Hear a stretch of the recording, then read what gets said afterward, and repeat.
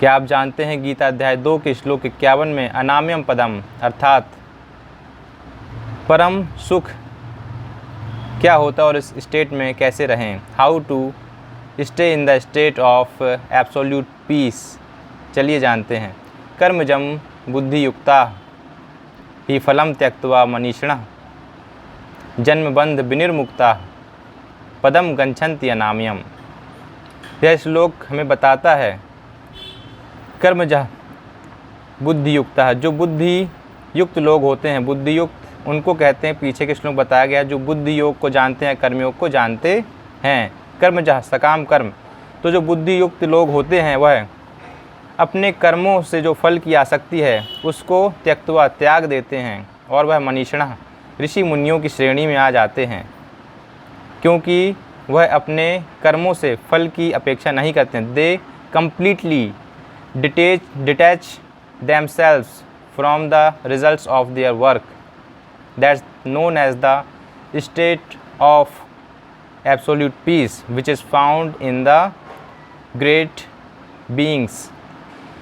आगे बताया गया है जन्म बंध विनिर्मुक्ता पदम गच्छन्ति अनाम्यम।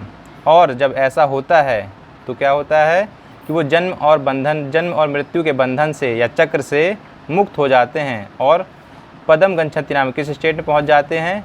परम सुख या परम शांति की स्टेट में पहुंच जाते हैं। हम देखते हैं दोस्तों कि जीवन भर लोग काम करते रहते हैं और वह तमाम प्रकार की परेशानियों में उलझे भी रहते हैं, चाहे कोई गरीब हो या अमीर हो। हर कोई लगभग इस स्टेट से गुजर रहा हो। तो जो गरीब होता है वह सोचता है कि जो समृद्ध है वह सुखी और वह उसको देखकर उसकी तरह कर्म करने लगता है, और जो अमीर है वह सोचता है कि यहाँ सुख नहीं है, जो कम संसाधन युक्त लोग हैं वो ज़्यादा सुखी हैं। तो इस तरह से कोई भी सुखी नहीं है, क्योंकि वे अपने जो कर्म फल के जो बंधन हैं उसमें उलझे हुए हैं। अगर वह इस श्लोक का पालन करते हैं एंड दे डिटैच देमसेल्व्स और discard the wish of results और रिवॉर्ड्स फ्रॉम देयर ड्यूटीज़ और वर्क्स, अगर वह अपने कर्तव्य कर्मों से जो एक बंधन जुड़ा हुआ है कि हमें ये मिलेगा उसको छोड़ देते हैं, तो वे हमेशा सुख रहेंगे।